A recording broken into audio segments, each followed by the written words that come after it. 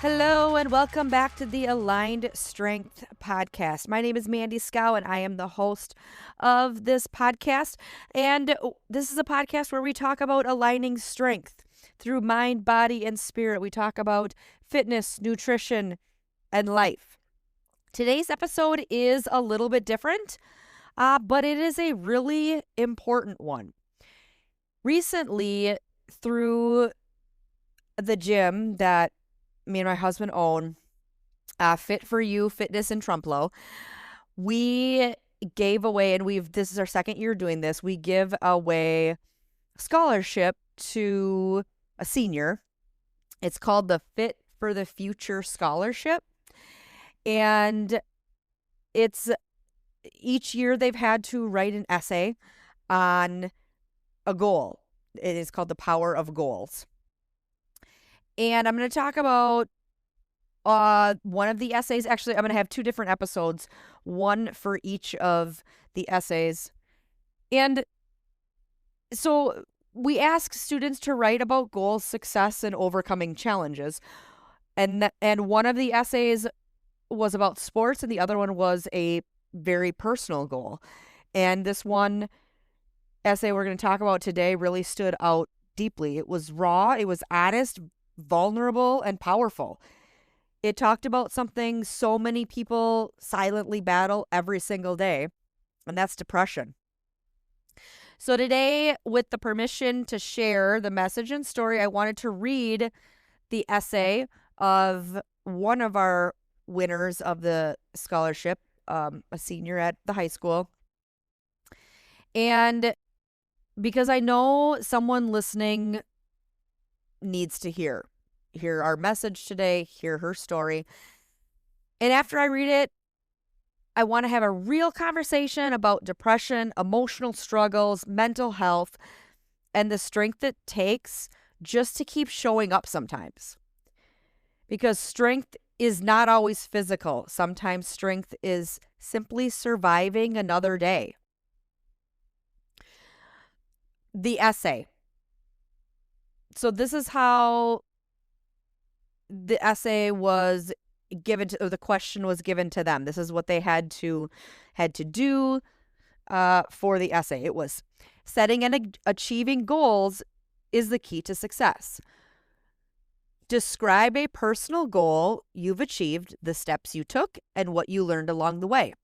How will this experience guide your future ambitions? This was the essay. One of the hardest and most important goals I have set for myself was learning how to not let depression control my life. For years, I struggled silently with feelings of loneliness, self-doubt, and emotional exhaustion. There were days when getting out of bed felt like a battle, and nights when my thoughts convinced me I was not good enough. It began to affect my confidence, my grades, and the way I saw my future. I realized that if I did not take control, my struggles would continue to hold me back from the life I wanted to build. The first step was choosing to fight for myself, even when I did not feel strong. I started setting small daily goals, getting to school, completing assignments on time, showing up to work, and staying involved in activities. Some days those tasks felt overwhelming, but I forced myself to take one step at a time. I learned to replace negative thoughts with reminders of my worth and my potential.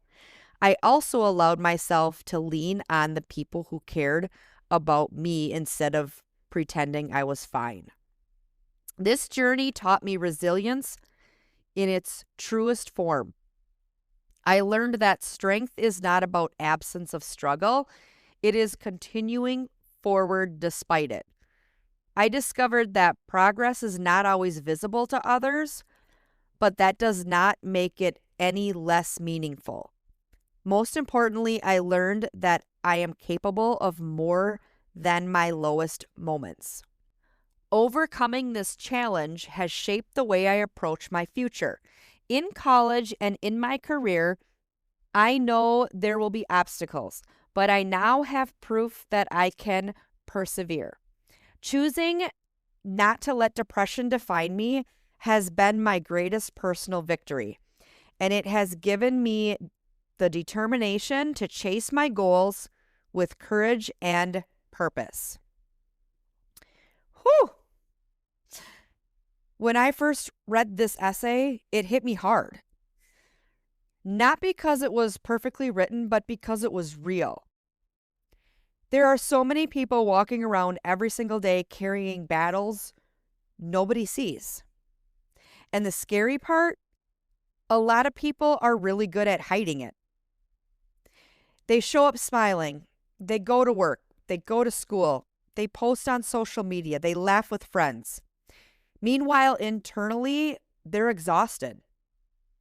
And I think one of the most important things this essay said was strength is not the absence of struggle, it is continuing forward despite it.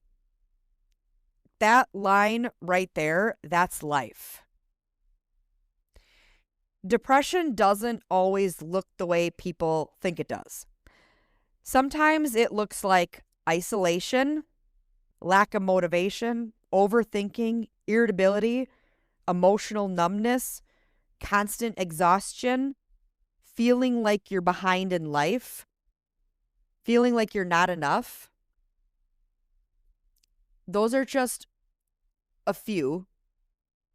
And sometimes people don't even realize they're struggling because they've been functioning in survival mode for so long. I also think there's pressure today to always appear okay. Social media can make it look like everyone else has it together, like everyone else is thriving, like everyone else is confident and successful. But behind closed doors, so many people are fighting silent battles. Adults, teenagers, athletes, parents, business owners, students, everyone. And if you're listening right now and you've ever felt overwhelmed, mentally exhausted, stuck, anxious, or emotionally drained, you're not alone.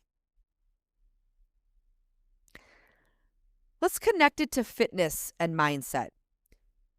You guys know I always talk about mind, body, spirit, nutrition, life alignment.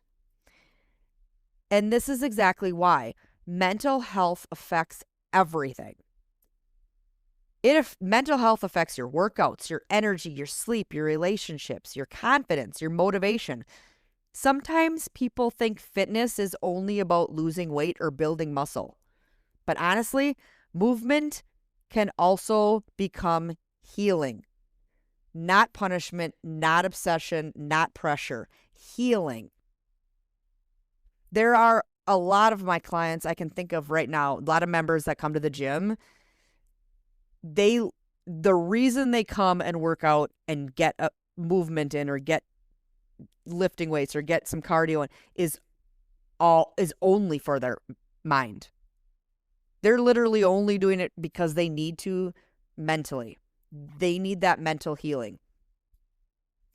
Some other healing, a walk outside, stretching, getting sunlight, going to the gym, breathing deeply, being around supportive people, getting your body moving again. Sometimes those little things become the first step toward feeling like yourself again.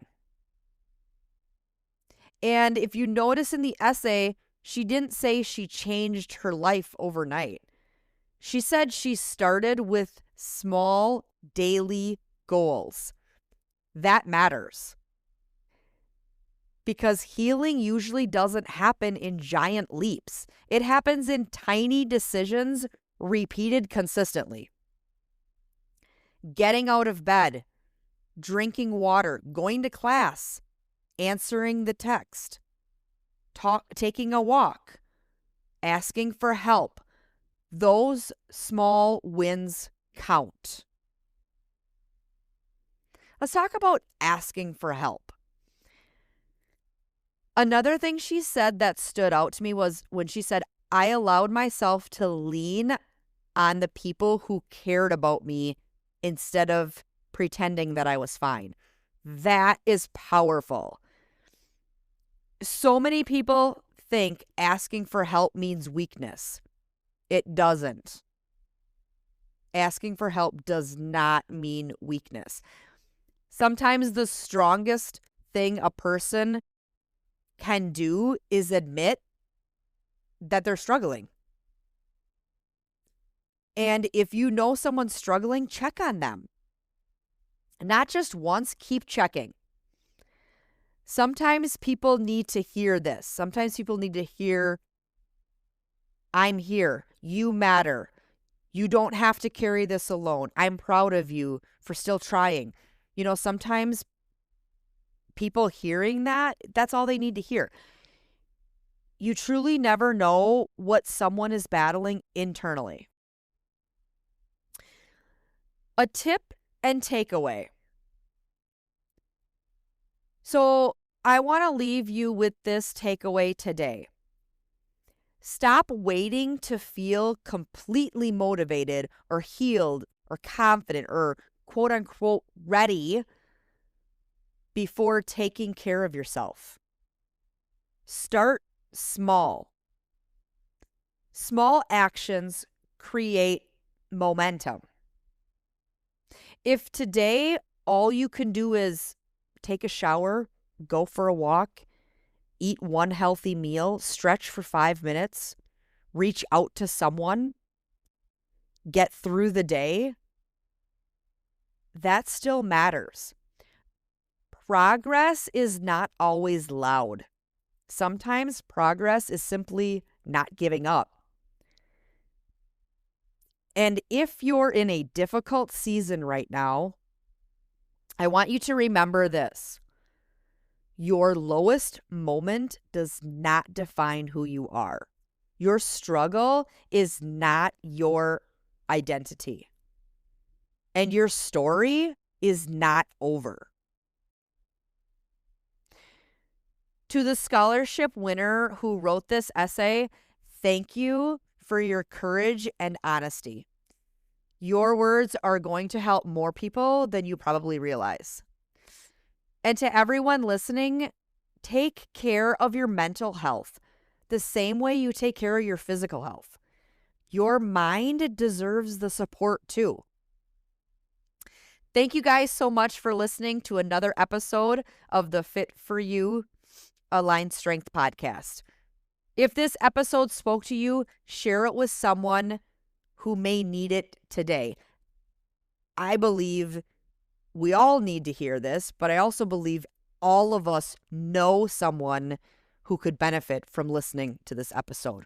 Please share it with a family member. Please share it with a friend. And remember, real strength is not perfection. It's continuing to show up even though the days are hard. I'll talk to you guys in the next episode. Bye-bye.